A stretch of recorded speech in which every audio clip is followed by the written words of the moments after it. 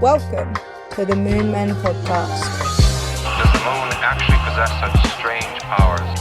Fasten your seatbelts. It's going to be a bumpy night. Moonlight is thought to transform some people into strange creatures to drive others mad. Ladies and gentlemen, we're certainly glad to be here tonight. We choose to go to the moon. 5, 4, We choose 3, to go to the moon.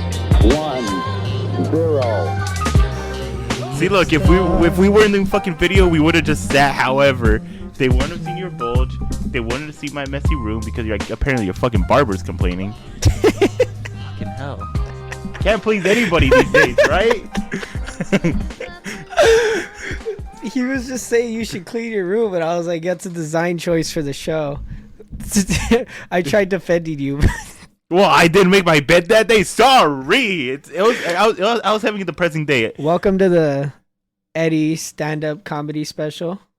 I have to answer a really annoying blonde real quick and tell her that we're recording because she's interrupting the show. Give it to me. No. Give it to me. No. No. She's gonna listen to this. Give it to me. Tell her whatever you want to say right now. I need to tell her that we're recording. Give it to me. I'm gonna tell her. No, tell.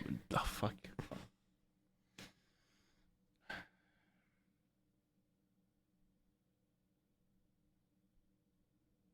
Julio. All right. No. I don't care what it is. Devin. Nope. Devin. No. Please. No. For me. No. Please. Please. No. Devin. No. Devin. Not after last week, man. Devin. No. Come on. Fuck you. Please. No. Devin. Mm-mm. This one isn't as bad. I got a lot on my plate right now, Eddie. I can't deal with the shame that this is gonna bring me. Devin, it's not that bad. Open the lid.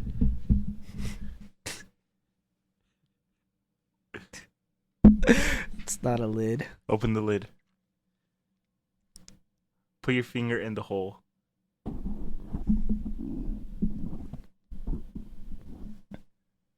Wiggle it around a little. Take your finger out. Close the lid.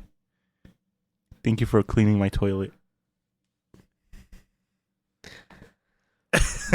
Welcome back to the Moon Man podcast. How many fingers was I supposed to do? Like 3 fingers? You're basically supposed to be kissing. I'm your host, Devin. That's your co-host, Eddie. Yeah. This is going to be a weird episode, guys. I'm going to warn you off the bat. This episode was extremely impromptu. Wasn't planned. Very. I don't really have any topics, but we were supposed to do the conspiracy episode today. I know I didn't make any topics just because I thought you were going to be doing all the talking. And scheduling got in the way of that, so you're just going to get a bullshit episode. I'm going to title this bullshit episode. Well, you can't put curse words in the title. Yes, we could. You could? Yeah. It's our show. No, but our show is on a platform that supports explicit music that has curse words in their titles. Music is a show. It's the same premise. I'm gonna title this episode bullshit because this is just gonna be a bullshit episode. Basically, you get to hang out with me and Eddie.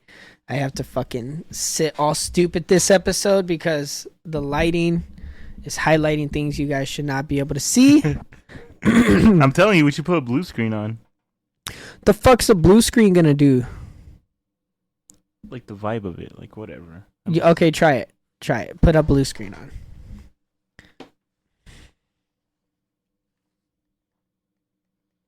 This is why I hate her. Look at. I'm telling you, I should have done it. You wanna say something? No, it's already, no. You said whatever I have to say. I have to say on the show, but it's gonna come out a week from now, so it's gonna be pointless. Yeah, but by the way, she she acknowledged the fact that she left you on red for 22 weeks or whatever the fuck. So had she opened it or no? She was pissed off because Snapchat accidentally opened a lot of her unread messages. And she goes, look it. And she showed me. And she goes, Eddie's stupid message is opened. I don't even know what he said.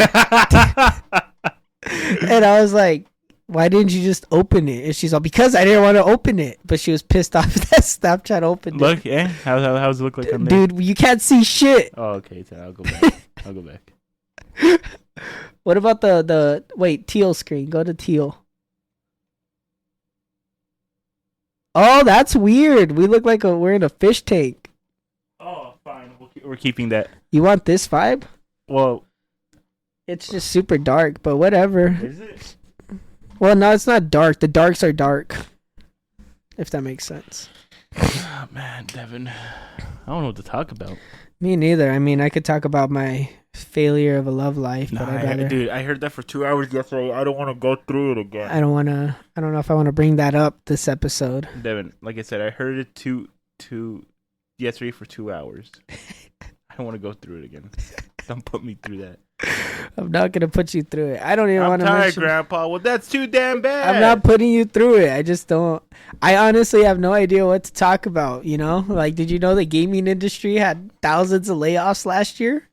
Yeah. They're resizing everything. Mm-hmm. I don't fucking... Starfield got a 25 gigabyte update. I don't know what that's about. I haven't even played Starfield.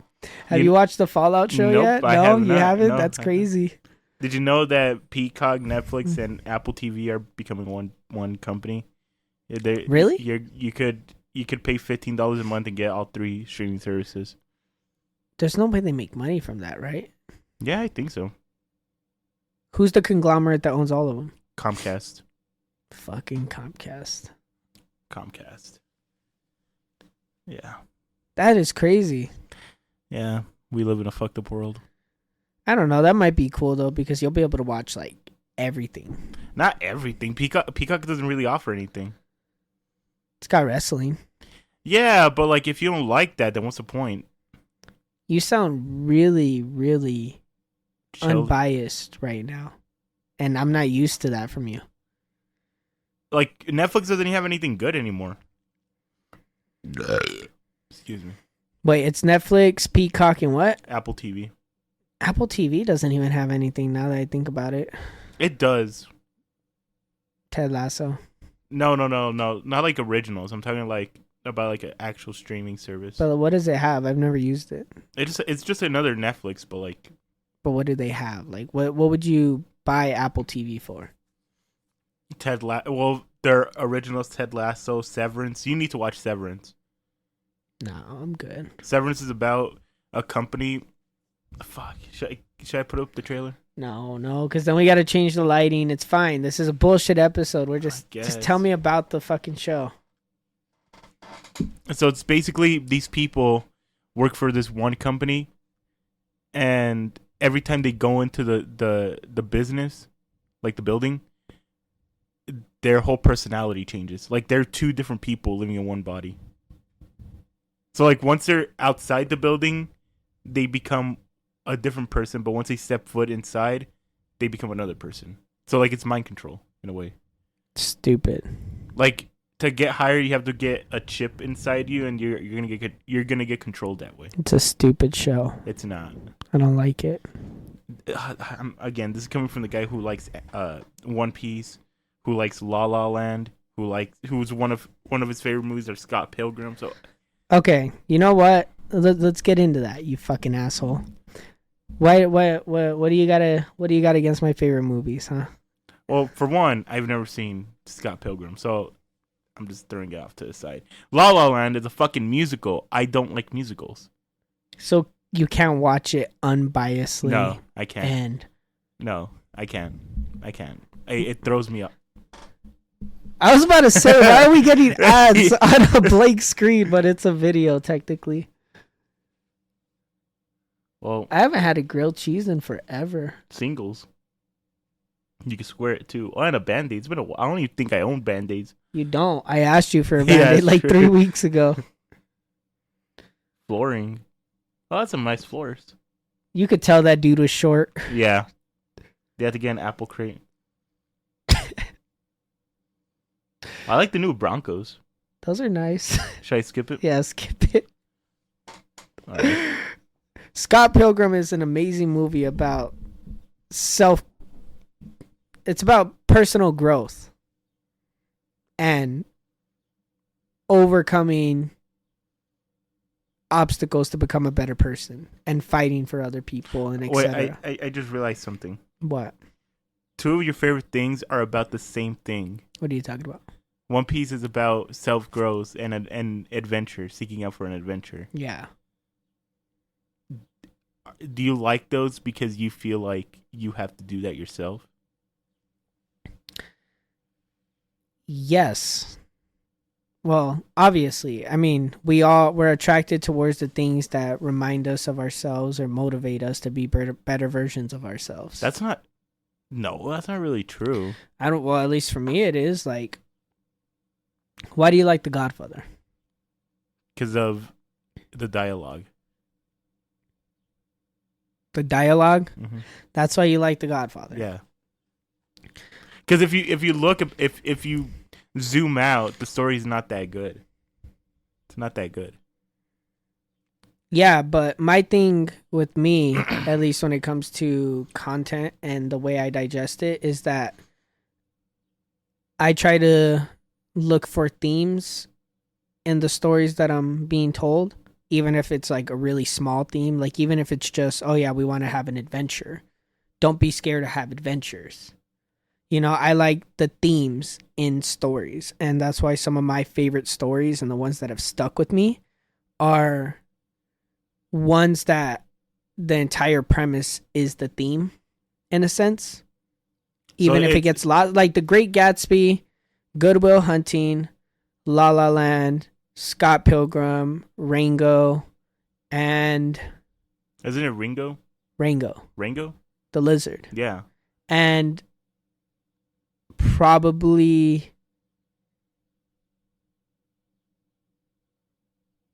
The Hateful Eight are my favorite movies of all time. So you just like... Because most of them all have that same theme. Most of them all have themes in general, or the themes are like buried underneath. But like with The Great Gatsby, it's about personal growth, love, and betrayal. And it's also a criticism on society and people. And it's a critique on the American lifestyle. Hmm. La La Land is a story about personal growth, chasing your dreams, love, and learning to let go. But I thought La La Land was just what could have been between them two. Well, it is, but I also got new perspective when I watched it recently. And I realized, like, I think I explained the ending to you, right? It shows this big musical sequence and it shows the life they could have had together. Mm-hmm. And it leaves you with the feeling of, oh, what could have been? Like, that seems like an amazing life. Right. But I realized that that's not what the point of it was. That's one of the feelings and interpretations you can get from it. But the point of it was that that's not what was supposed to happen. Because in the life that they saw, the life where they're together, the life where they end up being together and staying together, one of them loses out on their dreams. And they lose out on their dreams and they give up everything to help the other person achieve their dream, which was already happening in their relationship. This person was giving up everything so that the other person could live out their dream. But when they met, they were both dreamers. And so the movie itself is exploring that idea, right, of what we're willing to sacrifice in relationships. And at the end, they both lived out their dreams and they both were exactly where they wanted to be before they met each other. So if they had stayed together, only one of them would have got to where they wanted to be. The other person wouldn't have. And so the reason they had to go their separate ways was so that they can both get to where they needed to be. So wait, the whole movie was basically about... So did the whole movie actually happen, or was it just one of those things like it could have happened that way, but it didn't? No, the whole movie happened. It's just the very last sequence of the movie. What the fuck's going on with my mic? The very last sequence of the movie is showing you a life that they almost had together, and they didn't. And if they ended up having this life, then the guy would have never been able to achieve his dream because he would have spent his whole time helping the girl achieve her dream. But they ended up going their separate ways. The guy was able to achieve his dream and the girl was able to achieve their dream. But the one dream they lost out on, they both equally lost out on, was the dream of being together and living together and having a life together. Okay. So it's a look into, what could have been, but it's also a realization that even though they would have had an amazing life together, they're both satisfied where they're at right now and they're both exactly where they want to be. Okay. Rango is a story about personal growth, self-development, finding yourself, becoming in tune with yourself, I guess. Good Will Hunting. It's same thing. It's a story about love, personal growth. It's not really about love. It's a love story. Between him and who? Good Will Hunting? Yeah. Between Will and the girl. Forgot her name. He meets a girl like midway through the movie, and the movie ends with him deciding. I know. I seen the movie, but the whole point was for him to stop holding himself back and just go for it. Yeah, and but I never took that as a love it's a romantic movie, but it's got multiple messages, because the whole thing is that he's been holding himself back his entire life because he's been scared to live the life that he wants to live. He's been comfortable, like he feels like he has to be like everybody else around him, even though he knows that he's not. And then for the first time in his life, he has to choose between himself, or I guess his intellect and his dreams, versus his heart and his girl. And it's the first decision where he's ever had to like step out of his comfort zone, and he ends up choosing the girl because Robin Williams was a man that was in his position that had the ability to go do whatever he wanted with his life because he was that smart, but he ended up choosing his wife. And even though she died young, he never regretted a day he spent with her. Oh, okay. See, I remember that, but the whole point of the movie I thought was don't ever hold yourself back. Just go for it. Well, kind of. That's like one meaning, but it's multi-layered with that movie specifically. Following your heart versus your destiny, holding yourself back versus going for it. The people that you choose to have in your life. It's a bunch of different things, But it reflects, like, I think the struggles of becoming an adult, or at least finding yourself as an adult. I thought he was like 30 something. In the movie, he's like 20. No, he's like because 20 years old. I thought he was 30, and that's why his friend said, "You don't deserve this life. If you keep going, I'm gonna kick your ass for not." Yeah, he said that, but because he's still young enough to go do whatever he wants. Okay, I thought it was because he was already getting to that point to the point where it's too late for him. No, he said one day I'm gonna wake up and I'm gonna be 50. Oh, okay. And I'm gonna still be sitting here doing the same shit, living the same life. He goes, "You have the ability to go out there and do whatever the fuck you want." He's all, everybody here would kill to have what you have, and you're not utilizing it. And so by you being here, it's like a slap in the face to us. Oh, okay. That whole speech really stuck with me too. I fucking love that speech. And it's crazy that them two made that movie or wrote the whole script. Yeah, I know. It's a good movie. It's a really good movie. The Hateful Eight, I have no idea what the theme is. Honestly, I think it shows the. Because aren't they just stuck in a cabin for the whole movie, and then all these different people from before the movie started are meeting up in one place? I think if anything, yeah, that's exactly the plot.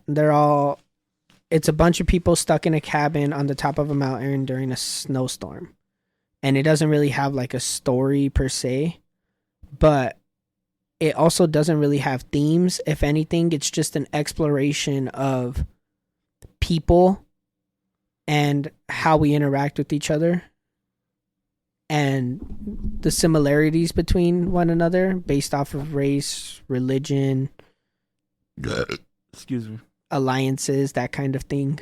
Oh, okay. But it's just, I don't know. There's something about that movie. It's always drawn me, and I've seen it like 9 times, 10 times, or something like that. Which, actually, probably more. And that doesn't sound like a lot, but it's a 3-hour movie. Yeah. I don't know why. I'm always attracted to biopics. What's your favorite biopic? The Social Network. What are your top 5 biopics right now? The Social Network, Oppenheimer, Elvis.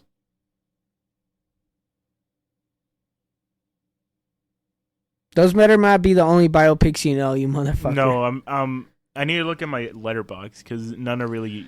Straight Outta Compton. Nah. All Eyes on Me. I never seen it. Ray. Never seen it. Selena. I seen it. Or I guess Selena. Let me look at my letterbox. Can you look up biopic on there and then find it? I'll just put biopic movies. Oh, Goodfellas is a biopic? I don't know. Oh, Schindler's List? Forgot about that one. That's a biopic? Yeah. I guess, huh, in a sense. Mm-hmm. Wouldn't The Wolf of Wall Street be considered a biopic? It's on here. Wolf of Wall Street's all right. Probably, Hacksaw Ridge? Yeah, that's a biopic. Yeah. Damn, there's a lot of them then. Some of them are more dramatic than others, though. You know, like something like Ray is really down to earth, but then something like Hacksaw Ridge kind of like... All right, then I'll change up my answer because I'm seeing a lot of them that I didn't know were biopics. So, it's The Social Network, Oppenheimer, The Iron Claw, Schindler's List, and...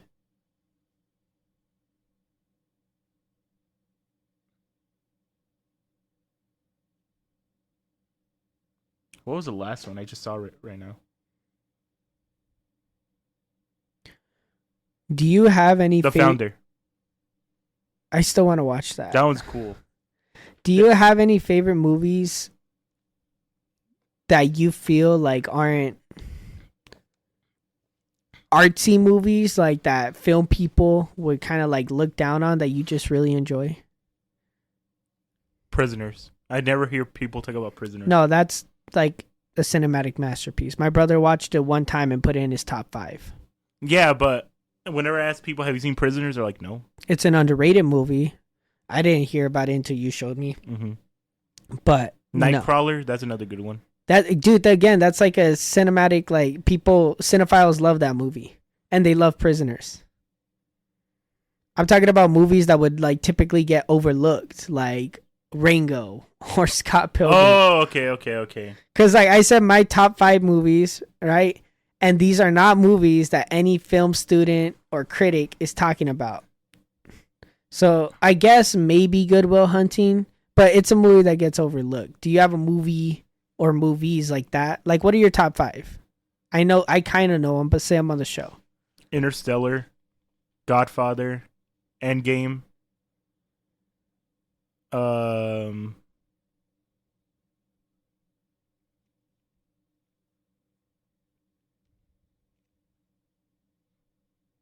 You really put me on the spot. Dude, they're your favorite movies. No, it's because I've seen a lot more movies. So it's been... What the fuck does that got to do with it? I changed my top 5 a lot.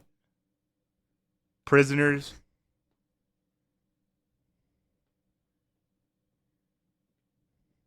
I can't even think of the 5th one, dude.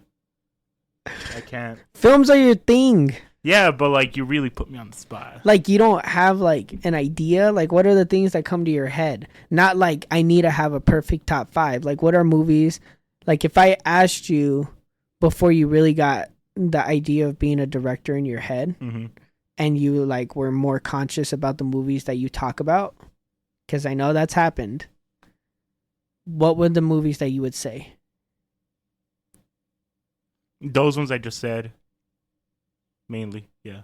There's no other movies that pop into your head. What about Oppenheimer? You're always shitting out about Oppenheimer. Not shitting. You're always talking about Oppenheimer. Yeah, but it's getting overrated. Like, it's a great movie, but it's overrated. Did you ever watch the Barbie movie? No. Why not? Musical. I don't like it. Not really. There's like 2. Bullshit. No, there's like 2 musical numbers. There's one at the very beginning, and there's one towards the middle when Ken is crying about Barbie. Doesn't he have a song though? Yeah, it's his song, It's crying I Am about Ken. Barbie. I thought it was musical, so I never. No, watched it's it. not. It's not a musical. And either way, I'm not the target demographic. I'm not either, but I enjoyed it a lot. Yeah, no, you are the target. How the fuck am I the target? Don't look at the pink cat. How am I a target demographic? You like romance movies. You like those type of like.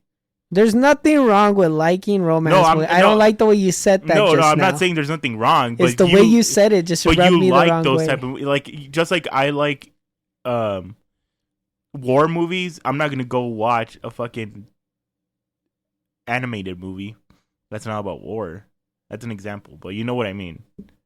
You like love stories and romance movies, so obviously you're gonna look at the Princess Diaries. I've never seen the Princess Diaries, and you love the Princess Diaries. The Princess Diaries.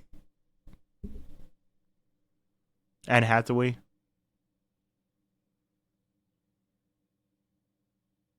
No, I don't remember. I know the Princess Bride. There you go, Princess Bride. And I don't love the Princess Bride. I saw it a lot growing up, and I have nostalgia for that movie. But it's a good movie, and it's funny. See what I mean? You like it though. Yeah. You don't like the Princess Bride? Never seen it. It's because I'm not the target demographic. Just like the Expendables. The Expendables were mainly for guys who like action movies, not for chicks who like romance movies. The Expendables are cool. I haven't seen the whole franchise though. I've only seen the first one. Leave it at 2. Do not waste your time with the other. Okay, but see, like I like the Expendables too. But you're not trying to. You don't understand my point. You're into those type of movies, so that's why you watch. Why don't you explore? Is what I'm saying. Because I don't like them. Why don't you like them? I don't because it's too cheesy. How are they cheesy? If you could predict the ending of a movie, then you shouldn't watch the movie. Why? Because the whole purpose of a movie is unfolding the story and realizing the bigger picture. If you watch a trailer of a movie and you're like, that guy's gonna die, and then that guy's gonna fall in love with the girl, but the girl's gonna reject him, and then she's eventually gonna come around. If you predict the whole movie by just watching the trailer, there's no point in watching the movie. I kind of get what you're coming from, but at the same time, like, there is a point to watch the movie, because I could tell you the plot of a movie, and then you still go watch it afterwards, but you already know what's gonna happen. Yeah. So then why would you watch the movie if you know what's gonna happen? And lots of people do that. The point of the movie is to experience the story, not to unfold the story, not to guess the story. It's to experience the story, because people can know the story going into it. I know, but that's my perspective. Like when I watch, the only time your perspective applies, I think, validly, is when it's like a mystery movie. You don't want to know what the ending. Oh, obviously, but like if you go and watch like a Hollywood blockbuster, like the new Planet of the Apes movie, I can tell you right now what's gonna happen. There's no point in us watching the movie. I'll still watch it, but it's gonna cheese me out. It's gonna cringe me out. I think you care about that little things too much, because your perspective of it is different from my perspective. Exactly. My perspective is to experience it, regardless of like just to feel the story, feel the movie, live in the world. Your experience is to unfold, and I don't know unfold in what. Just unfold and look at the bigger picture. That's why I didn't watch the Barbie movie, and I don't watch the romance movies, because I know what's gonna happen. What's gonna happen in the Barbie movie? She lives in the real world and tries to make it into a Barbie world, something like that, right? No, I don't know. Like I said, I'm not target demographic. I'm not gonna watch it. I'm not gonna lie. There was a couple points during the movie where I was like, rolling my eyes a little bit, because they're kind of like trying to hit the patriarchy button on the nose. Mm-hmm. But overall, I thought it was a very enjoyable movie, and the cast was phenomenal. And everybody did a really good job, and they portrayed a lot of different elements of the matriarchy and patriarchy and shit like that. Like that's what the whole movie is about, obviously, but it's also about ironically, you know, finding yourself a little bit, I think. And it's mainly about, it's just as much about Ken as it is about Barbie. And I don't think people realize that going in. I know guys were happy about it and girls were like a little, they were kind of overlooking it, just like they overlooked Ken. I also think you should watch La La Land. I might be biased because both of these are Ryan Gosling movies and I love Ryan Gosling. I'll watch La La Land because how it's shot cinematically. I'll watch it. But I'm going to be rolling my eyes almost every other scene because of singing. Again, it's not that much singing. No, but I don't like it. I cringe at it. That's why I haven't seen it. You haven't seen any musicals? I only seen one and I didn't know it was a musical. Which one? Tick Tick Boom. That's a musical? That's a musical. I haven't finished it. I enjoyed it. But that's the other than like The Lion King and every Disney movie's a musical. Not Pixar movies. No, not Pixar movies. But like every Disney movie is a musical, and that's why I don't really watch Disney movies. Well, see, that's weird because I grew up watching Disney, so I'm not really turned off by musicals. Yeah. And like, then I had an ex-wife who really loved High School Musical, so I ended up having to sit through those. So I kind of overcame it. Yeah. But there are like musicals that are good, like Tenacious D, The Pick of Destiny. Never seen it. That's technically a musical, and I never realized it because it's two dudes doing rock ballads the entire movie. But it's a musical. Why did I say it like that? Your voice cracked. It's technically a musical, though, because there's but like 10 different songs. My idea of traditional, like the traditional musicals, I don't like. I don't like The Greatest Showman. Oh, the Hugh Jackman movie? Ugh. I didn't understand the plot at all, and the musical itself was stupid. I got new ones. What's it say? It's on. Oh. This is coffee flavor. Fucking amazing. Oh. These are the best ones I've experienced so far. And they got a little disposable pouch thingy. Just like the other one? But this one's tiny and it's cute. But yeah, I don't like musicals. Like I said, I liked Her. Like that's one of the movies I liked that you recommended to me, just because of the whole aesthetic, how it was shot. That one's not a musical though. I know, but I remember when you recommended me all these movies, and you haven't watched 90% of the movies I recommended you.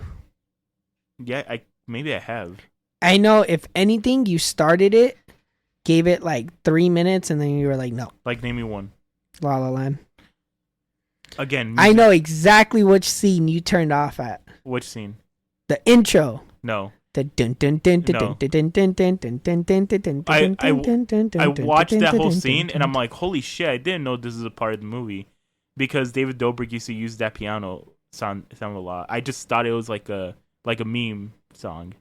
God, it's such a good movie. I want to go home and watch it after this. No, I turned it off after the girls invited Emma Stone to the bar, and then they started singing in their apartment and dancing and shit. Oh, you missed one of the best scenes though. No, I finished the scene. Did you see when it was when everybody was frozen and then it went slow-mo? Yeah. So that was a cool shot. I got to that point and then I just shut it off. I'm like, I can't watch this. It's too cringe. That because you told me, you're like, there's only 3 songs, Eddie. You'll get over it. Right after that scene, you know when the next musical part is? Like 40 minutes later into the movie. And it's a 3-hour movie. No, it's not a 3-hour movie. How long is it? It's like 2 hours and 12 minutes. Oh. So, or 30 minutes later, there's like a little musical piece or whatever, right? And then there's and it's not even a musical piece because nobody's singing. It's just orchestral music playing, and then these characters are like the thing about that movie and the reason why it resonates with me so much and the reason why I thought it would resonate with you is because the music is also a language. Not a love language, it's just a language. And the music is speaking and telling you parts of the story without there actually being any dialogue. Like the music is representing the story to you. I haven't seen Whiplash. It's technically a musical too, sort of, because it uses that same element. Like, there's no words, but there's just a lot of music, and that carries a movie. Well, it's not like that. It's not like you're watching the people play, and like the point of the movie is to watch this character get better at their instrument and the growth that comes with it and the music that they're playing. Right. There's a scene where the two main characters go on a date, and the entire time there's no talking. It's just orchestral music, right? And you're watching them walk through this like planetarium, and then you're watching them like interact with the world, and you're watching them interact with each other. And then it shows them kissing, and then it shows their silhouettes playing in a field of stars, right? Oh, all okay. as this orchestral music is playing, and then the set piece ends. All right, let's commentate on the ads again. Liberty Mutual. I hate their fucking ads so much. I know, me too. You know what my favorite one was? Where that dude always got in an accident every commercial. Which one? The one I think it's a State Farm commercial. I was about to say, if that was State Farm. Fucking PetSmart. PetSmart. We're just giving them free plugs, though. Tylenol. I have that exact same. I have that exact same box. That's the strongest one they have. Target. You know they're cutting all the prices. A lot of prices on different items. Target's a weird spot. Nobody goes to Target for groceries when you think about it. Yeah, their groceries suck. Oh wait, okay, the ads are over. So the set piece ends and their little date or whatever, right? And I'm pretty sure it just transitions into them being in a relationship. Right. But the entire date is only accompanied by music. There's no speaking, there's no talking, there's no nothing. But you get to experience kind of what they're experiencing and what they're feeling and what they're thinking all through the music choice and what they're showing visually. And that part, I wouldn't really consider a musical because they're just using music to enhance the story. There are two different parts in the movie where they're singing to each other and then that opening sequence. Wait, are you talking about that one scene, that the most famous scene from the movie where they're on that hilltop? No, that's another scene that demonstrates it too. Oh. But that one's more musical-esque because they start off singing to each other and then it turns into a dance.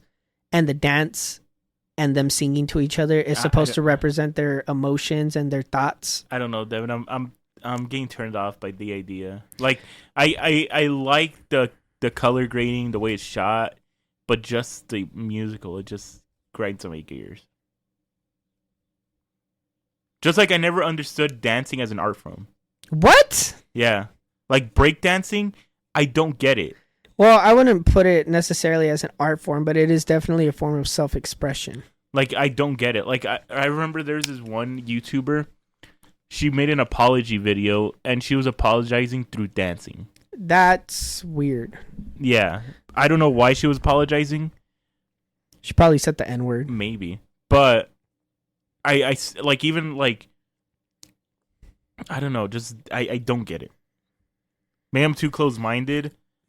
Well, with it comes from your own experiences. So until you have a real experience with something like dance, or you open up your mind to the idea of like musicals and good musicals and what they're trying to represent, because something like High School Musical, I can see being cheesy, and unless you grew up with it, you're not gonna like it. Or unless somebody forced you to watch it over and over and over again until some of those songs stuck in your head, you're not gonna like it. You know, Troy was a little dreamy, I'll say that, but I think it's just perspective. And if you've never had the experience of like somebody showing you a musical or something like that, or you growing up with musicals like through Disney, then it's up to you whether or not you actually want to experience it. I'm saying, you know, at least give it a shot. At least watch all of La La Land once, right? But even then, I don't know if you should, because like my brother said, you're not really going to understand what the movie's trying to say, and you're not going to like it until you've been there yourself. That's stupid then. I think it's like that for most stories, though. Unless you have some sort of experience that you can relate it to, the story's just going to go over your head. No, not really. I think it's just one way of. Especially love movies. I think like you can't really enjoy a romance movie and the sadness that comes with it if you're not naturally an empathetic person, unless you've been in like a serious relationship like that. No, I think no. That's one way of looking at it. But to understand it and to like the story and to Okay, to understand it, yes, but to I guess pull deeper meaning from it. no, I think you're just trying to pull, like, you're just scraping the bottom of the barrel at that point. Not necessarily, because with La La Land specifically, it does have a lot of meaning. Yeah, and the director's gone on to say that. Okay, but name me another example. Crazy Stupid Love. I never seen that. I wanted to. That was the watch it, first though. romance movie that came to mind. But Titanic. I haven't finished that. Oh, you never finished Titanic? No, I've seen like every scene of the movie at one point. Right. I've just never sat down and watched all of it. Oh, okay. And it's been like on my like let me watch it. But I'm like, well, I've seen it. I just haven't seen it. I haven't seen The Notebook. Now that I think about it, Never seen The Notebook either. But that in now that I'm thinking about it, I actually haven't seen that many romances.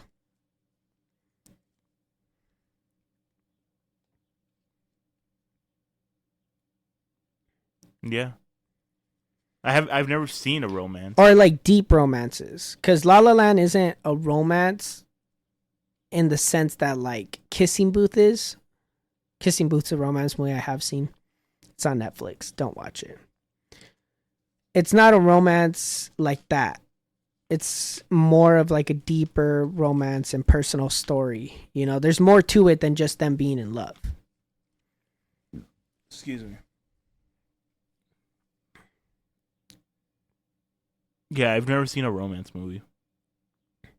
Because, again, it's too cringeworthy. Why is it cringeworthy? Why are romances cringe to you? I don't know. I can never jive with it. Is it because you haven't had the experience of like I put it in the same vein as kids' movies. Why? I don't know, because I just find it cringy. It turns me off. Are you closed-minded to it? No, I just never... I watched... Okay, name Twilight. I've seen Twilight. It's a romance movie. No, okay, let me look up some romance movies here. It's La La Land's gonna pop up. I know La La Land, but I'm gonna choose another one. Who the fuck is this?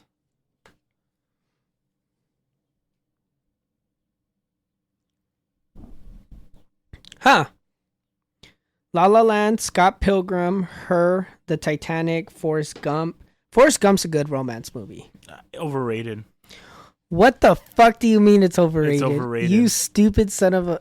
What? It's overrated. Have you seen the full movie? Yes. When was the last time you watched it? Like 2 years ago. I hate you. It's overrated. It's not overrated. It's perfectly rated. No, it's overrated. That's an amazing movie. I cry every time I watch it. What? Yes.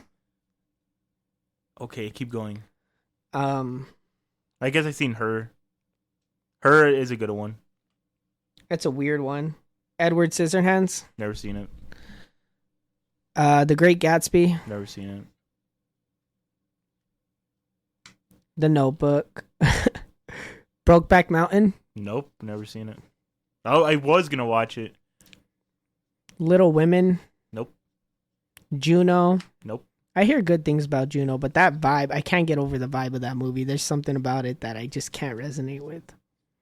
Corpse Bride? Nope. That's a good one. Princess Bride? Nope. Midnight in Paris. That's an amazing one. Nope, never seen it. You never seen Midnight in Paris? Nope. It's got Owen Wilson? Nope. Benjamin Button? Nope. Pitch Perfect? Nope. Grease? Nope. Groundhog Day? Nope. Aladdin? Yeah. Beauty and the Beast? Nope. Hercules? I guess no. Dirty Dancing? Nope. Twilight? Yeah, you're right. That's some romance. The Theory of Everything? Fuck. I wanted to watch that one. That's a good one. I wanted to watch that. That is a good one. It's more romance than biopic, though. Oh. A lot more romance. You might hate it. I don't know. I guess Eddie just doesn't like love. The Mask is not a romance movie. Kind of is if you think about it. A little bit, but just barely. 50 First Dates. That's a good one. Nope.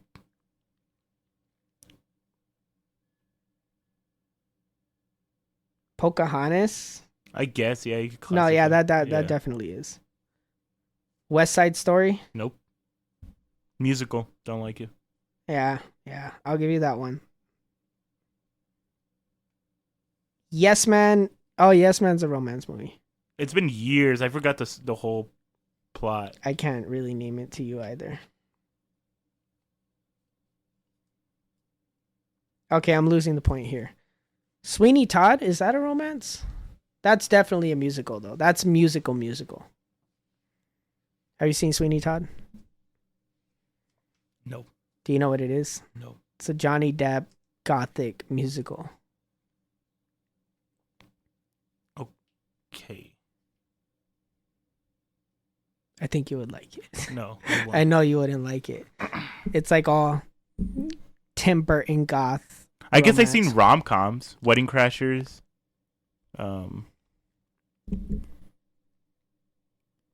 Fuck, there's this other one. Well, let me look up rom-coms.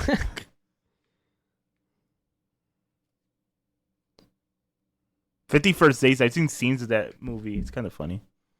It's funny because it's an Adam Sandler movie, but that movie's got a lot of heart. It's an Adam Sandler movie? Oh, no. Which one's the one with Ryan Gosling and Steve Carell?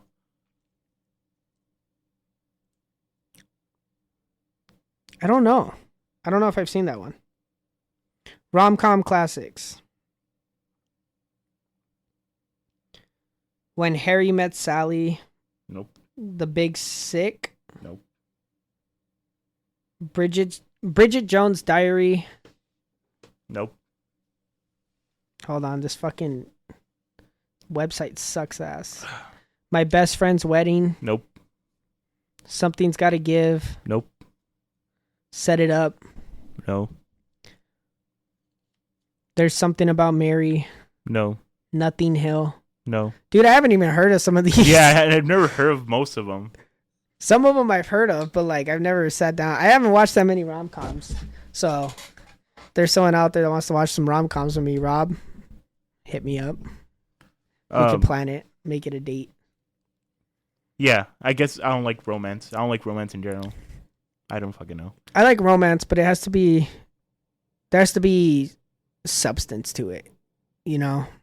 Because romance and love is deeper than just two people meet each other and fall in love forever and ever. There's got to be something there. There's got to be conflict. And not even with just romance. That's just movies in general. But especially for romance, you know? I'm not going to buy the story that guy and girl... Shit. Or girl and girl or guy and guy meet each other, fall in love, and everything's perfect. They live happily ever after. Yeah, those are boring ass movies. Yeah. I mean, they have their place. I just personally don't. Oh, like it. Casablanca? I've seen that movie. I haven't finished it. I'm actually mad that you brought that up because I haven't finished Yeah, it. that's a romance, right? I think so, yeah. It's decent. It's all right.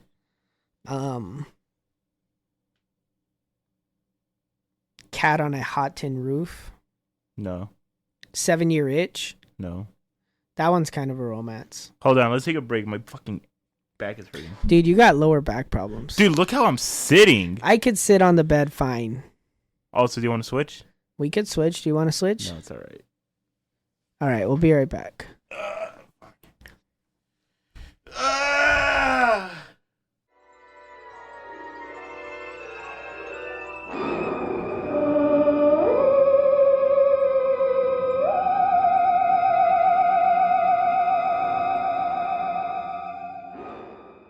This episode is brought to you by our friends at BetterHelp.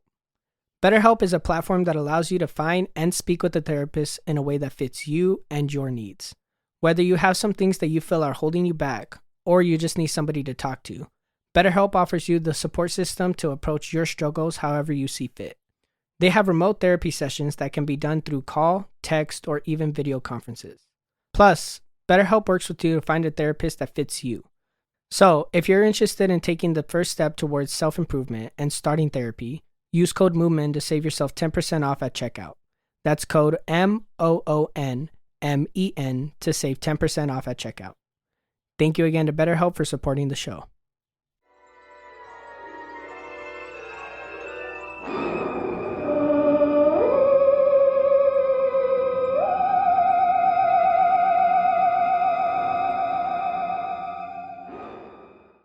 Do you have a way to bring it back? No, do you? No. Oh.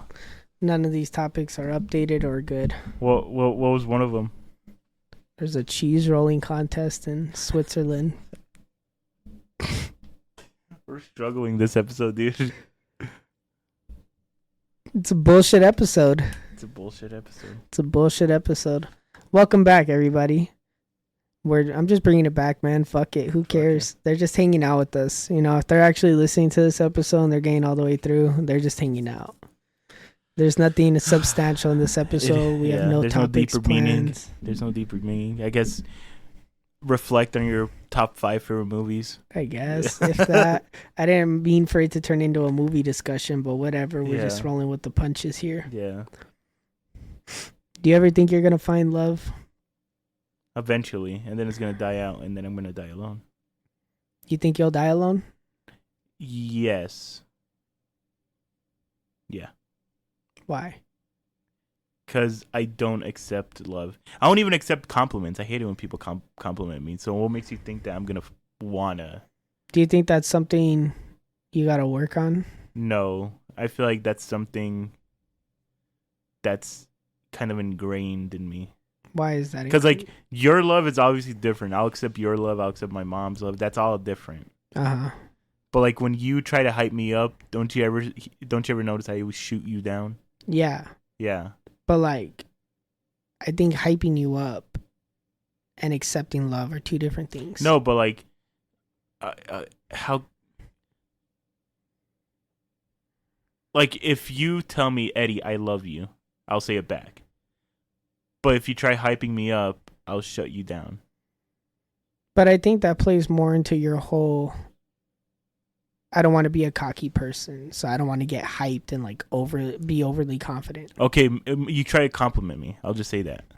I shoot you. No, you'll accept compliments. The thing is, this might sound like a harsh criticism, but I don't know how well you know yourself yet. No, I know myself pretty well. I just don't show it. I think you know yourself a lot, but to be completely fair, you haven't really gone out and experienced a lot of what life has to offer, and so you haven't really had to test it. I notice it from other people's perspectives, and I judge it based off other people's perspective. Just like I learn from other people's mistakes. Well, yeah, that's smart to do, but what do you mean you get it from other people's perspectives? So, like, let's say you tell me, Eddie, I'm going to go skydiving, right? And when you go skydiving, a bunch of things go wrong, but eventually you do it. I wouldn't want to do it because all those things are going to go wrong. But what does that have to do with people's perspectives?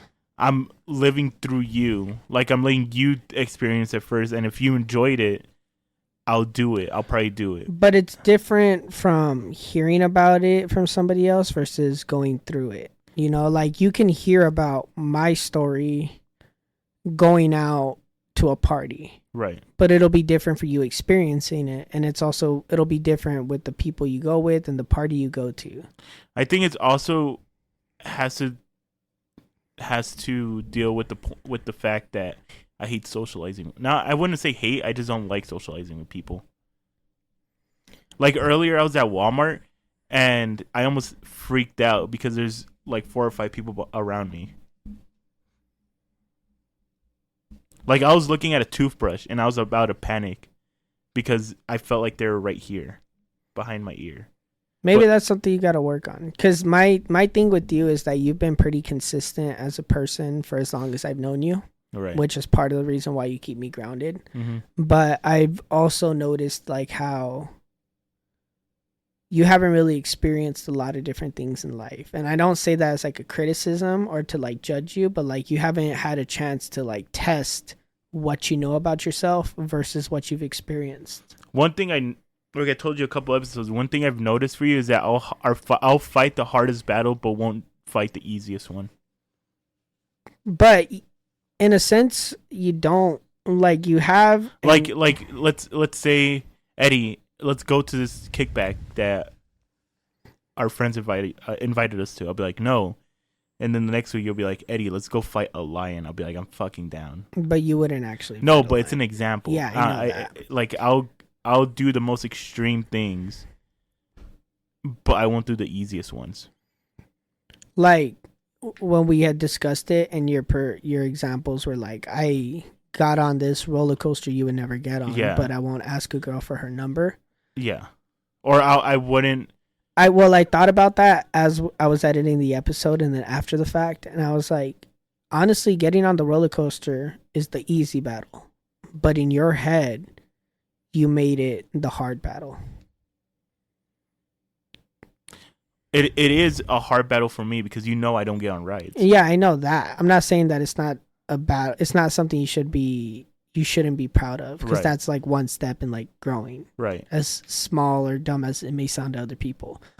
But if we're looking at the grand perspective of like life, and your personal struggles, like socializing and getting to know people, Mm-hmm. getting somebody's number or involving another person in your life for you would be the hard battle versus getting on a ride that you were scared to get on, which would be like the easy battle.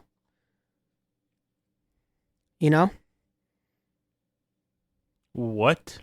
Okay, well, because most people would say that getting a guy or a girl's number is easy, right? Because most people are able to do it. Well, at least they used to, but we kind of look at it as a society as like something being easy, not too difficult. Anybody could go get anybody's number. But in all actuality, that's actually something that's a lot harder to do when like you get down to it, versus just sitting in a seat and strapping on a seatbelt and just experiencing whatever it is you're going to experience. Right. So you say that like getting on the roller coaster was a harder battle than getting somebody's number. But depending on your perspective, getting somebody's number, getting to know that person and involving your life with their life is actually harder than getting on a roller coaster that is going to end in 5 seconds. Liberty Mutual. What is that anyway? Is that like an insurance thing? Yeah. I hate their fucking ads so much. I don't like the green screen in the back. So stupid. Liberty. Nature Made. I need to start taking vitamins. No, you don't. I don't? No. Are you sure about that? Most people don't need to take vitamins if they have a healthy diet. And if they don't have a healthy diet, they just got to supplement the vitamins they don't get. If you work a night shift, get vitamin D because you don't see the sun, Because I've been getting sick a lot. It's just your immune system. So I need to get vitamins from There it is. Oh, there Ghost you go. of Tsushima. Is that out now? Oh, wow. Wait a minute. Oh, wow. Wait a minute. It's supposed to come out on the 25th. Oh, shit. Check Steam. I can't. I got to beat Far Cry 5 first. No, check if it's on there. Oh. And if it is, then I guess I know what I'm doing this weekend. Exactly. Hold on. This distracted my whole thing. Yeah. Take your time.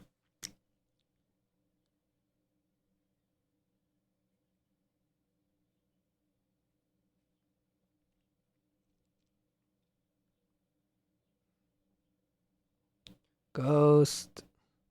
Holy shit, it's out. Ring the bells. Tell your brother. I'm going to have to wait, though. I got to beat Far Cry 5 first. I'm really enjoying that. Anyways, I think that in terms of like living life, because you kind of reminded me, fucking Mike, It was right the first time. it's just like, it's a weird angle, so I have to like put it more this way. They can't see it because it's so dark. Can't see you. That's why I'm wearing the hat. No, it's the computer. The computer is blocking it. You reminded me about this a couple of weeks ago when we were talking off podcast, and you were like, yeah, I don't really have that much stories to tell. And it was a simple sentence, but it spoke more to your life experience, I guess.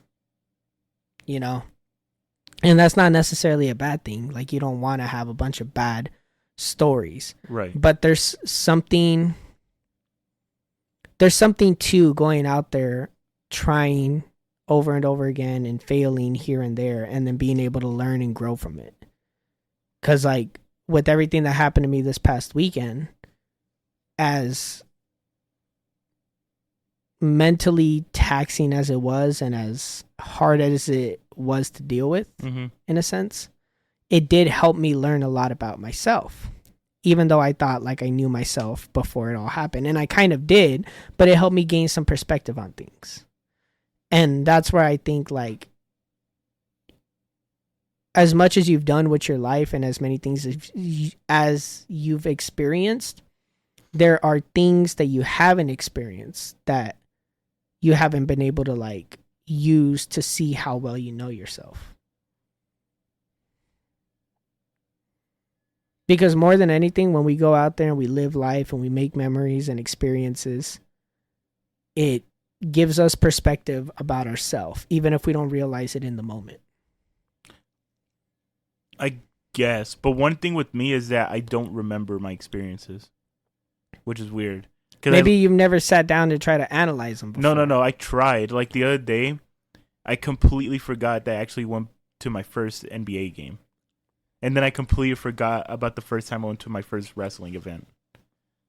And then I forgot about the first time I went to the Linkin Park concert. I forgot about that. How the fuck am I gonna forget about that? 3 things that I love, I just forgot about. How am I gonna forget about that? Well, maybe it's because they didn't mean as much to you as you thought, or the experience didn't mean as much to you as you thought. But what is there to experience? I watched the entire game.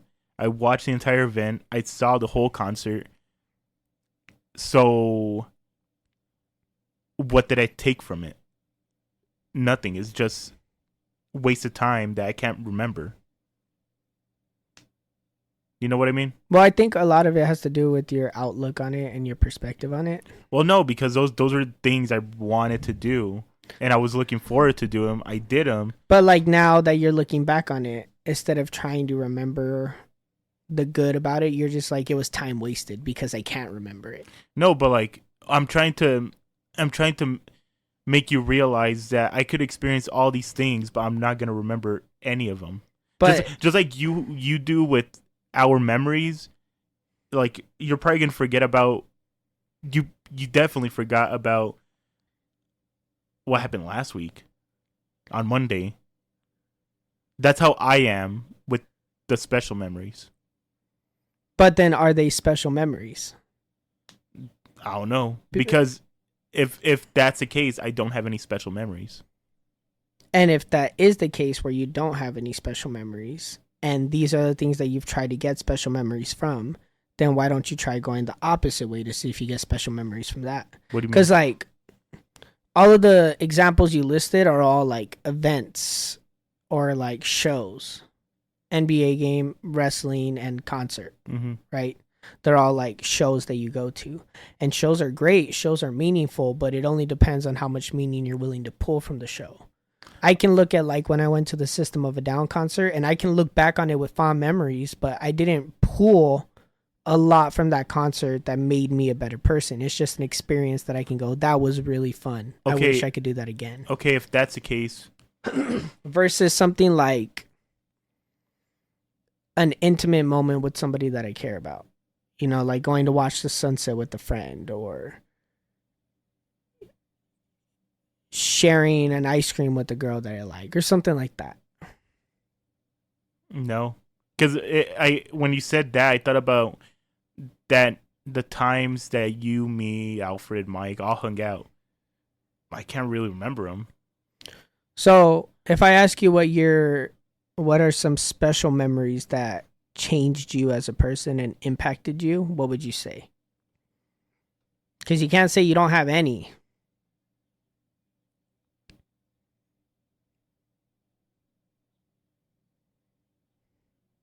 No. Do you think you're a sentimental person? No. Well, sort of, yeah, I am. With what? With objects. I still have the letters you wrote me. The letters? What letters? I'll look for them after. At least I think I still do. Remember when you were in that phase? I know the phase you're talking about. I don't remember writing you a letter, but why do the letters stick out versus like memories that we've had? Oh, because I said objects. Yeah, but like why objects? Because they help me remember that memory. Like Memento. He loses his memory, but the way he remembers is by taking a photograph. Yeah. Or whatever it was. But that, I think with you, I have to readjust here. I think with you, it's hard to pinpoint with you because I know we've kind of had this conversation before, but I think there's just something about your outlook on life and the way you view experiences and memories that affects the way you look back on them. Because it's almost odd to hear you say that you don't have any fond, sentimental memories. Because the way I analyze the question is, do you have any memories that change you as a person? Not even necessarily change, but just memories that mean something to you. Oh. None that I could say on podcast. Because I don't want to. None that have changed you as a person, though, or like motivated you to grow? No. Talks? No. Car rides? No. And do you think that is from a lack of experience in life, or do you think that's just a you thing? It's just a me thing, I think. Because I don't know. It's just, to me, it's just another memory. I can't really think of any.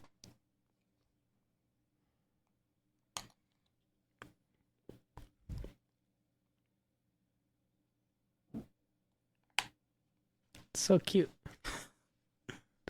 I don't know. I guess we're just wired differently because I'm a romantic and sentimental person, and so I pull meaning and memories and sentimental value out of pretty much everything in my life. Except, I would say, probably objects. Like, I can get sentimental over certain objects depending on it, but... Like, look at that thing on above Joker. That little 16.5. Yeah. That's from my dad's wheelchair.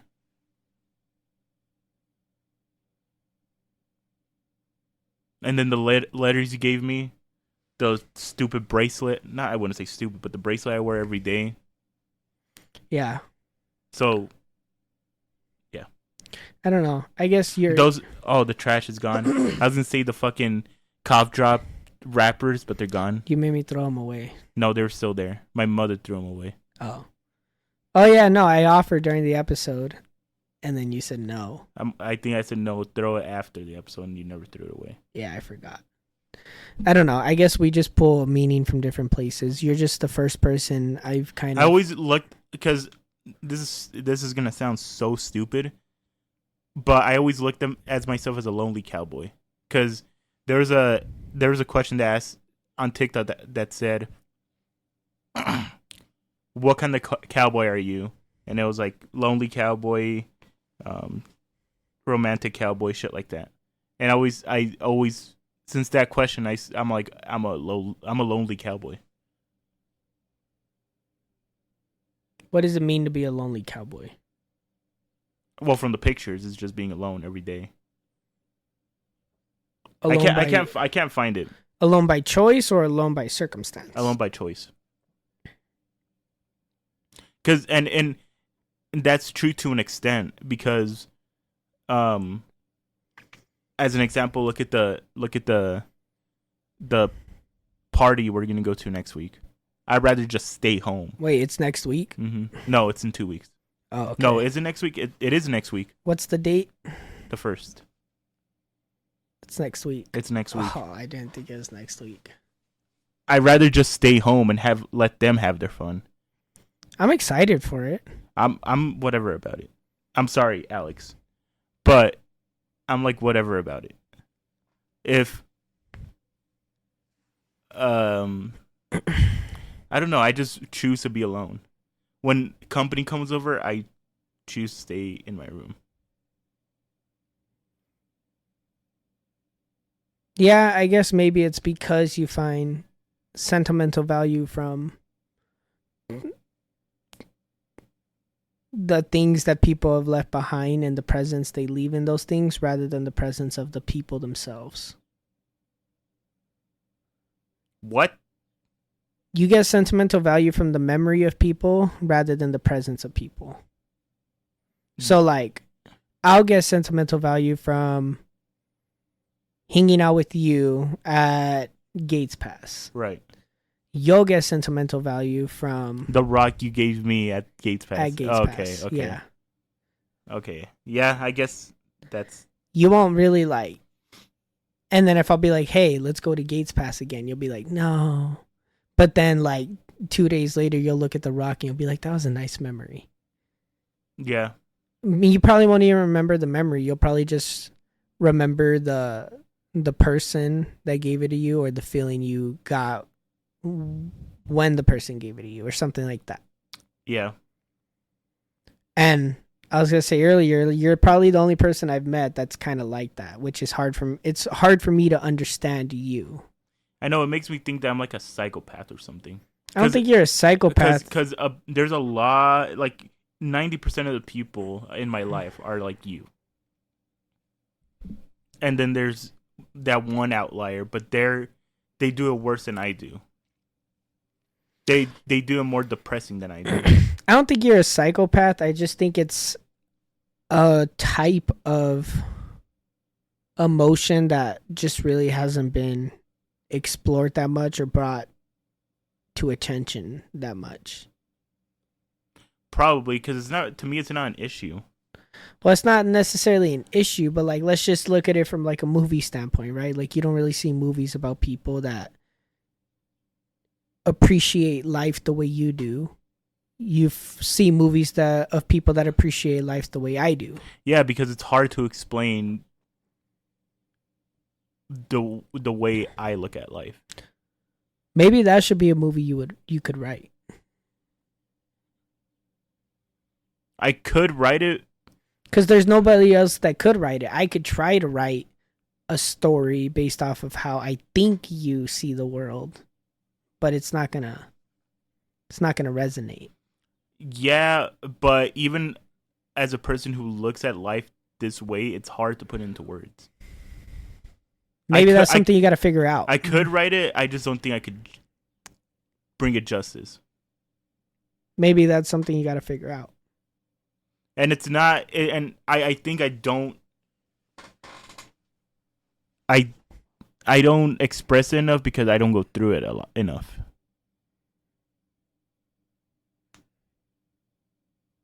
And I think the reason why I don't have those experiences is because I don't want those experiences. You don't want... I don't want stories to tell. Like, why not? Because if I tell a story, then it talks about the person I was and not the person I'm supposed to be. Who's the person that you're supposed to be? I don't know. I can't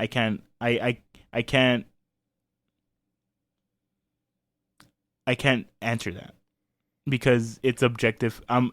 How I could describe myself is going to be different from the way you describe me and the way my mom and my friends describe me. Because it's all objective. Subjective. It's subjective. It's all subjective to each person. I think that... Because like to most people, they could say you're an asshole and I'm the nicest guy. And to other people, I'm the asshole and you're the nice guy. It's all subjective. Yeah, but that's why I say don't worry about what people think of you. It's about what you think of yourself. And I think that the memories and stories that you have from the past version of you go into explaining the person that you are now and the person that you're going to become. Yeah, but like if those experiences lead you to becoming a person who's an asshole and people try to help you and you're still an asshole to them, then that explains the type of person you are. Is that what you think is gonna happen? No, that, no, you'll it's- end up being an asshole, and No, the no, no, no. experiences will show that. No, what I think is, no matter what you go through, even if it's the worst shit, you still need to be the kind person. Because there's a bunch of people who are assholes because of the experiences they went through, the heartbreaks, the betrayals, and they're assholes for that reason. But they should just turn the other cheek and just be kind and be happy that A lot of them are lost, though. To be completely fair, Yeah, but I'm thinking about the older generation. even them, they're more lost because they never really had the tools that we have in our generation to like really sit down with ourselves and figure it out, except the chosen few that decided to do it on their own. Because like I look at people my mom's age, and a lot of them are grumpy because of all the shit they went through, and they blame life. But again, that's their generation because they never had like as dumb as it sounds and as annoyed as we are by it by now, we do live in an era and in a generation where like your trauma and the things that have happened to you in the past can be openly discussed and figured out. And we live in an era where everybody's genuinely like motivating you to be better and seek help and figure it out, where before it would have all been hushed. And so I can't really blame people from your mom's generation or older generations for being the way they are, because they weren't as open-minded to personal growth back then. But I don't think that you having stories about the person you were is going to affect the person that you're going to become, or that you're supposed to become. It is. Because I could say I'm supposed to be the lonely cowboy. That's my life forever. And then I do this one experience like doing skydiving, and now I'm the fighting cowboy. Is it because you have a certain plan in your head for where you want to be, and you think these experiences will ruin it? Like we all do, yeah. Well, no, more than that. Like, do you see yourself fulfilling the role of being like the lonely cowboy? Yeah, and by going out, you're scared that it'll change that and that you won't be the lonely cowboy? Yeah, just like you want to be a dad and you want to have your own family. Yeah. It's the exact same way. But mine's just more quote unquote depressing. I guess in a sense, but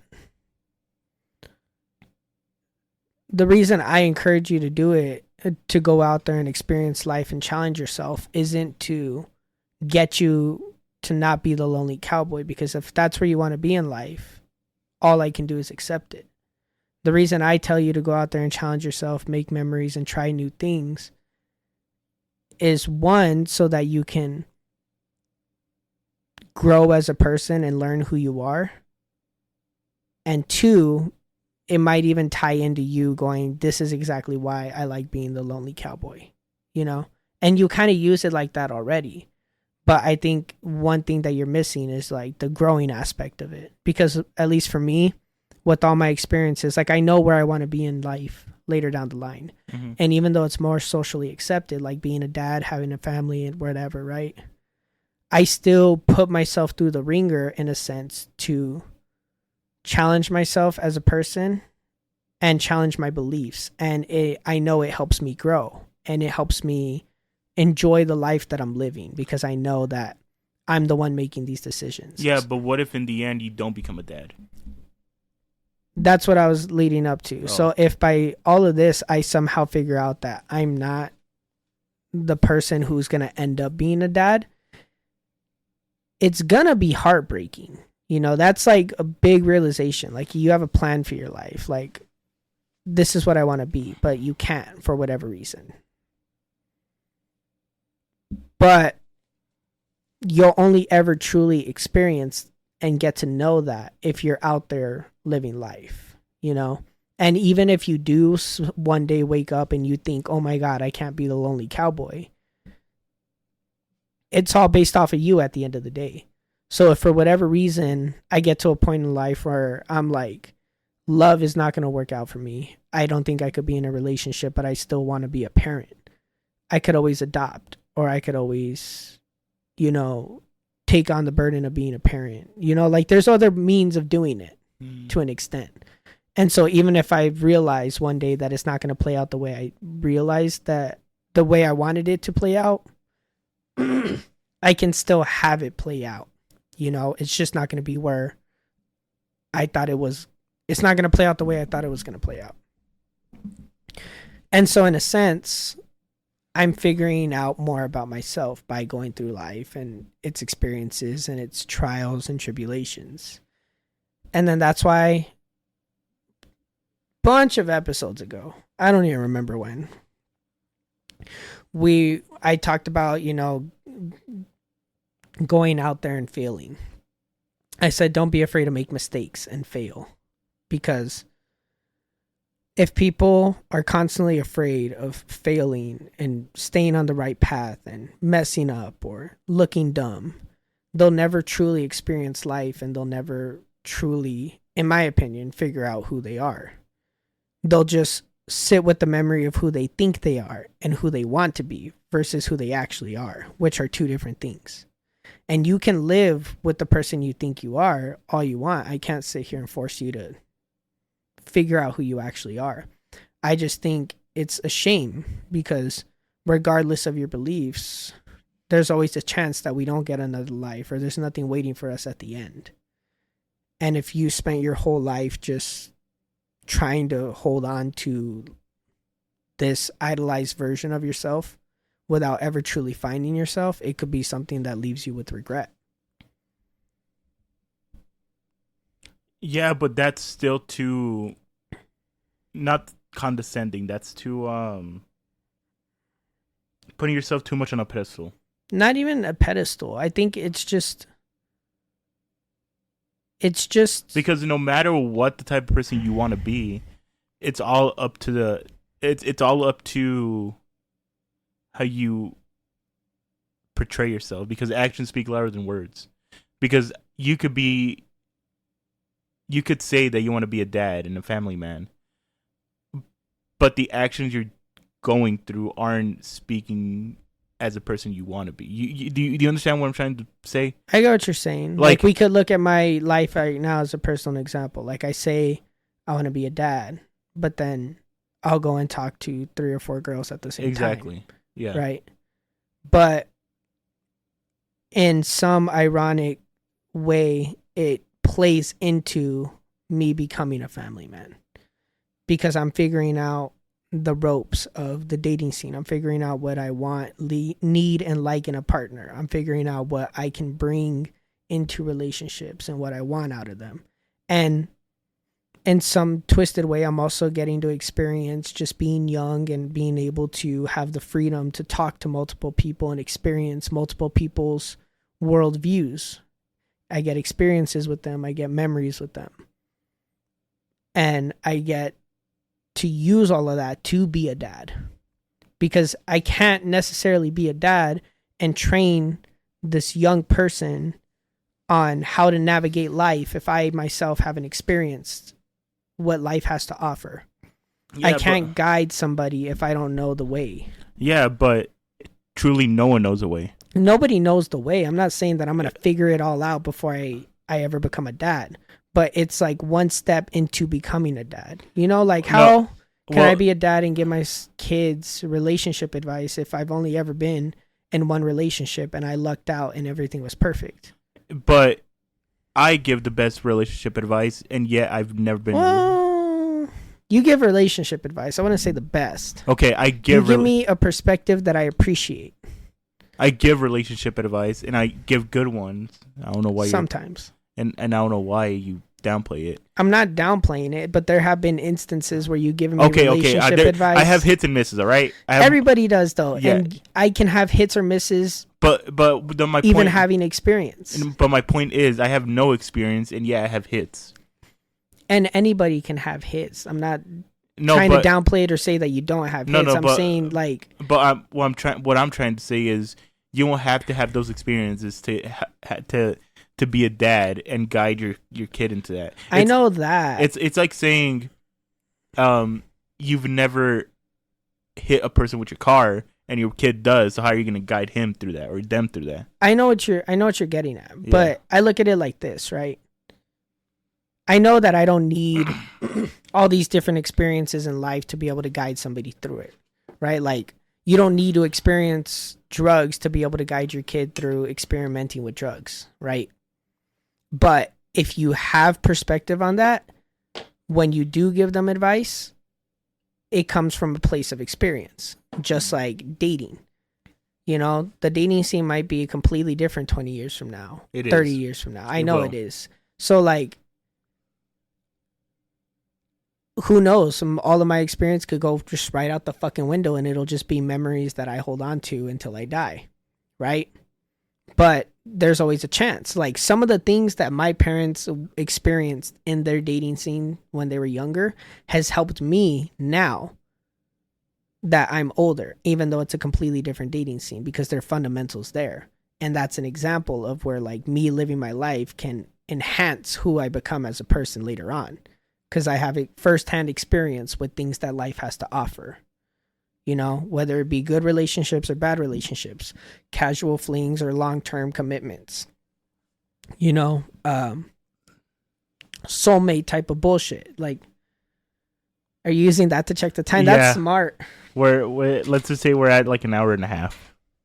I'd say like, yeah, an hour and a half. Because I started this thing late.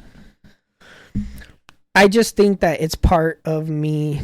It's part of me on my journey to become the person that I'm going to be. Me experiencing life the way that I want. And I know that even if some of the things that I do aren't necessarily smart or looked upon with a shining light, it'll help me in some way, shape, or form down the line. You know? So I guess I in some weird way, you're helping me realize that I don't deserve love because I feel like it's going to ruin my chances of being the lonely cowboy I'm supposed to be. I'm not saying you don't deserve love. Everybody deserves love. I'm not saying you're telling me that from what you're telling me. Like, but I don't want you to take it as you don't deserve love. No. But that's how I'm interpreting it. I know, but I'm telling you that's wrong. Don't interpret it like that. Why? If you're going to phrase it anyway, just say you don't think that you're the type of person that is going to be in love or that wants love or wants a relationship, I should say. Because there are some people out there who just, they're not relationship type of people. No, it's just... And if your ideal life is to eventually just like be completely alone with you, yourself, and just worry about you and yourself, nobody can fault you for that. If you don't want to bring a girl into it or a guy, who knows? I'm talking about like every type of love. Like the love you give me, the love my mother gives me, the love that a girl could give me. So you're saying that you don't want love from anybody so that you can be the lonely cowboy? That's what I'm interpreting it. But yeah, that's what I'm asking. Yeah. So and that's sad to say, but I don't want to admit it. Why? Because that's sad to say. Because I know. But if that's what you want, is that sad? Or do you think it's sad, but you still want it? I think it's sad, but I think I still want it. Why? Because I feel like I'm going to regret it later. What do you mean? Like, let's say tomorrow you stop talking to me, my mother leaves me, my brother stops talking to me. The girl that could have given me love leaves me. I finally get what I want. And I'll be like, now that I'm experiencing it, now that I'm living it, I don't want it. Just like many people like who want to be a parent finally becomes a parent, they regret being a parent. Exactly. And that's what I think experiencing life will show you. And just to talk about experiencing life can open up that perspective, but living it is going to be so much more different. Yeah. And so, I mean, I guess you'll never truly know until you get to that point. But if you can already see it being less than idealistic or less than what you expected it to be, then maybe try experiencing the other side of it before you go to the extreme and have nobody there. Well, yeah, that's why I still go out. Well, I've gone out more times than last year. yeah, I'll give you that. You I'm move at your own pace. I'm experiencing more stuff than I did last year. You move at your own pace. I'll give you that. But that's what I mean. Essentially, when the whole conversation boils down to it, that's why I think everyone should experience life. Because what if you finally got to that point at the time that, let's just say you fought your whole life to get to the lonely cowboy point. Mm-hmm. You got there when you were 70 years old. And then you die at 71. And that entire year, you were just like, I really don't want this. And I didn't appreciate the time that I had with all the people in my life because I wanted to get here so bad. And then you die kind of with regrets. That's why I don't like putting my goals first. Because I think that's why you should put your goals first. Or not first, but you should do everything you do in your life with your goals in mind. Yes. To some extent. For the most part. Because let's say you want to be famous, right? Or let's say you want to be lonely, and you finally get that, you're gonna regret not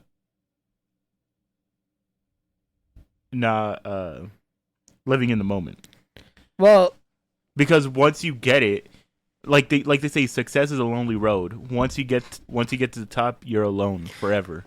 That's why I say only do part of what you do, or kind of keep it in mind when you're out there experiencing life and doing things. Because if you do everything for that one goal, it could end up being that the goal isn't what you thought it was, or it could end up being that the goal is exactly what you thought it was, but then you want something else.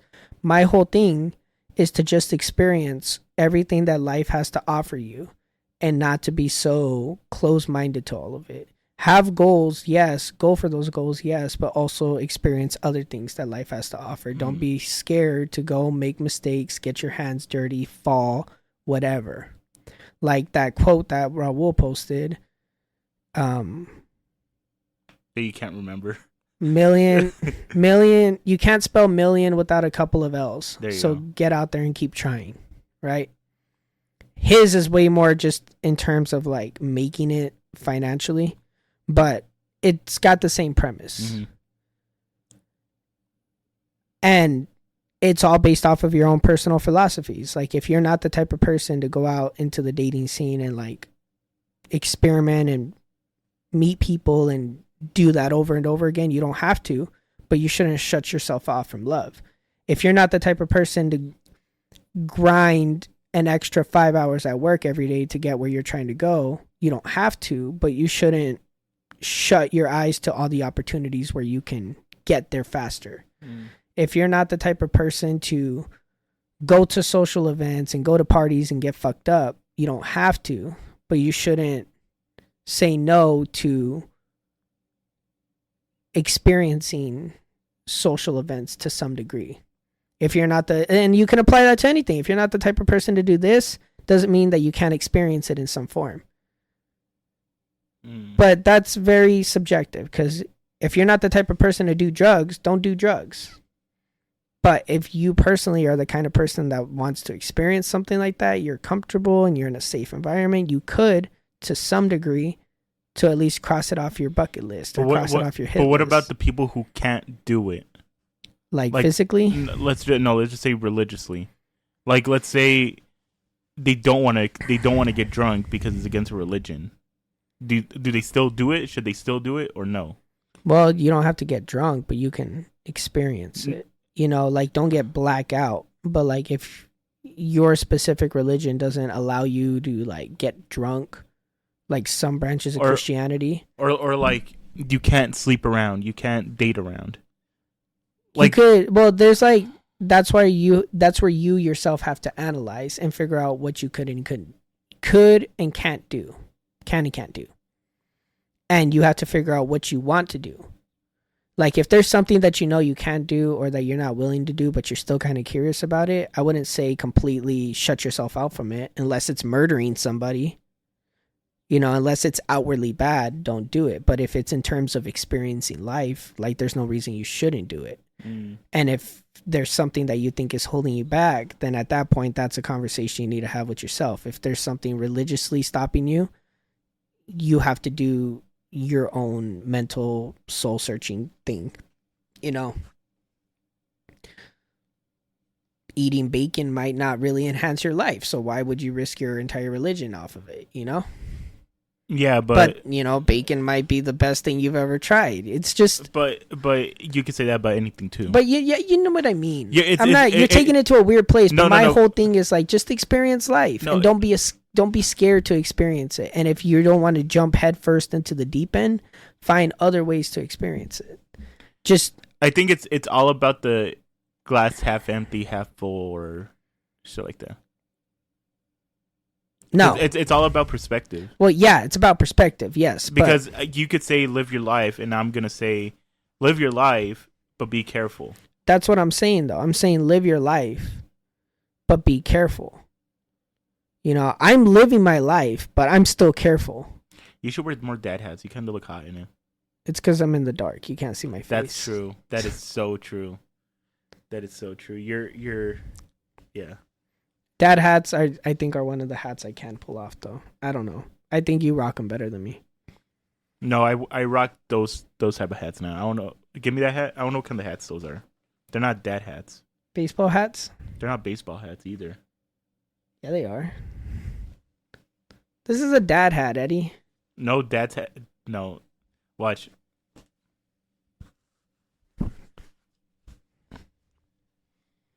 See, he looks good in hats, right? Fuck, were we in focus? Yeah. I mean, and even if we're not, it's a dark episode. True. I kind of like this, like, half blurry aesthetic we've been having going on, you know? It's kind of like a vibe. Like, imagine if we were at a point where, like, we had celebrities on, right? Like, we had Kendrick Lamar in here. But, like, this is the quality of the video. That would be cool. I think celebrities would appreciate this type of setup.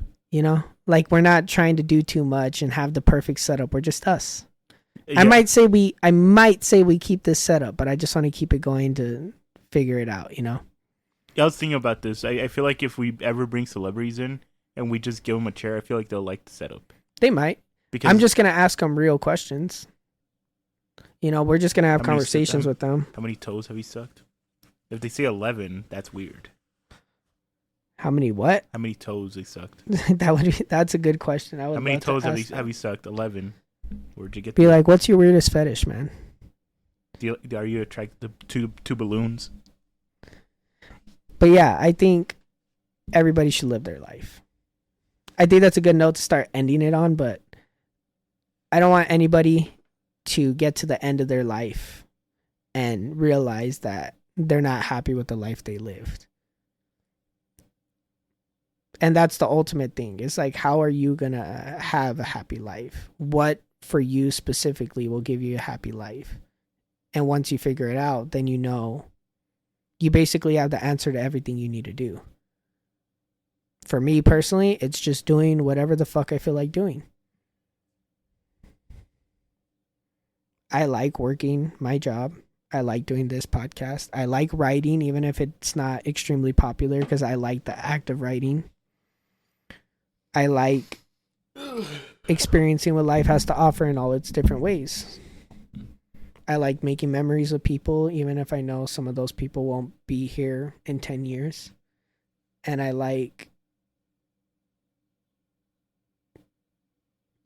just like life, man. I just appreciate that I'm alive. I'm appreciated. Or are we just Sims characters? Is this all a I don't simulation? know. Even if this is a computer simulation, I'm very appreciative of the fact that I'm alive, that I can experience everything the world has to offer, and that I get to live. Let's say we lived in the simulation, right? And Uh-huh. someone programmed you to live that way. Then I just came out goated. Like, they just fucking perfected me. At least my outlook on things, because I'm still short. But honestly, like, I've caught myself just genuinely being appreciative and happy for my life, even if from an outsider's perspective, it's not like an amazing life, because people think like if you have a life like a celebrity, like a Taylor Swift, then you have a life worth appreciating.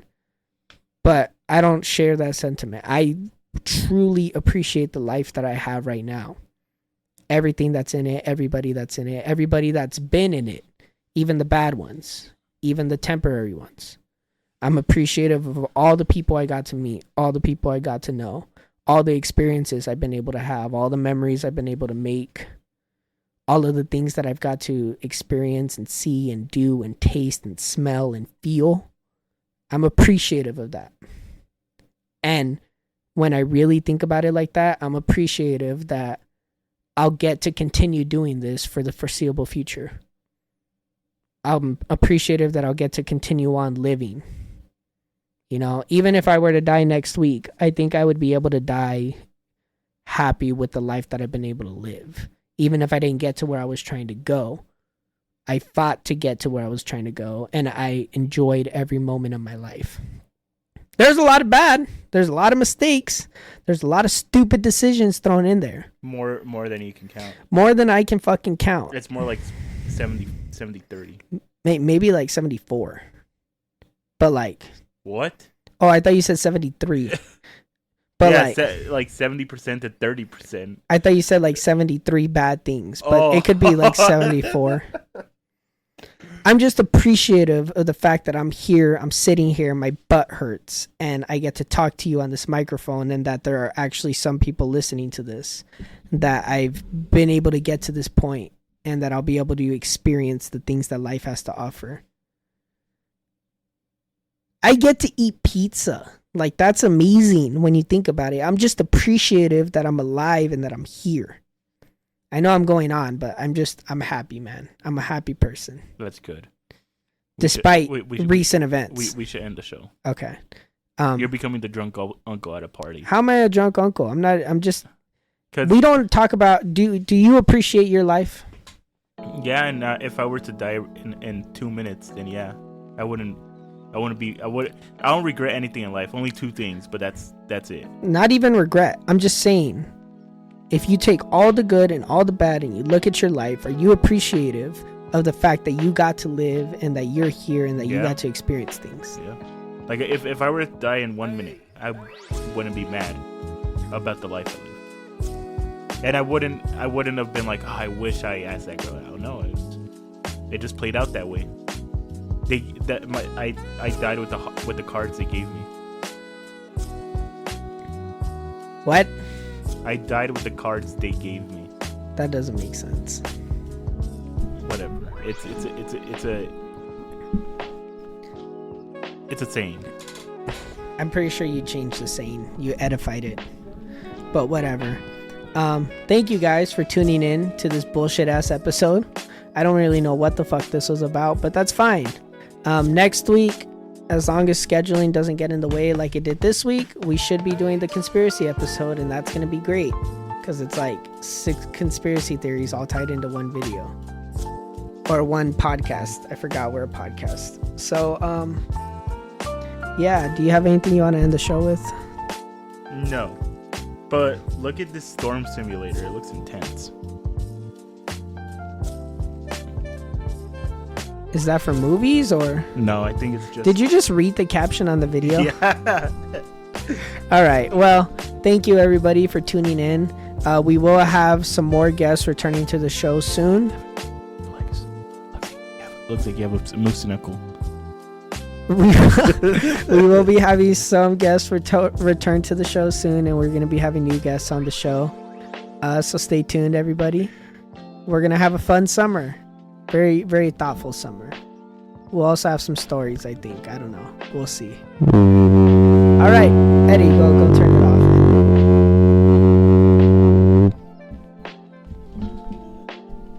Don't untie my shoe, you fucking dickhead.